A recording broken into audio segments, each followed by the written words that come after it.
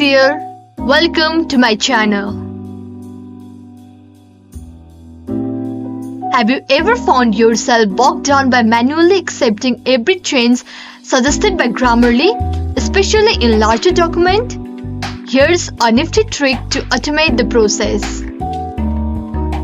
We do not have to manually click on accept with the help of this trick.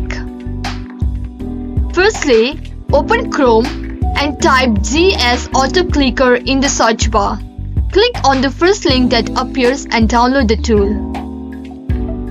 Select the autoclicker to automatically click at the position where this accept button appears in Grammarly.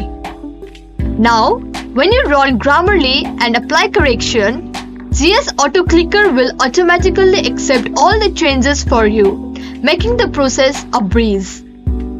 With GS Autoclicker, you can speed up the correction process, especially for large documents, and let Grammarly do its magic without interruption. If you found this tip helpful, give it a thumbs up and subscribe for more handy tips.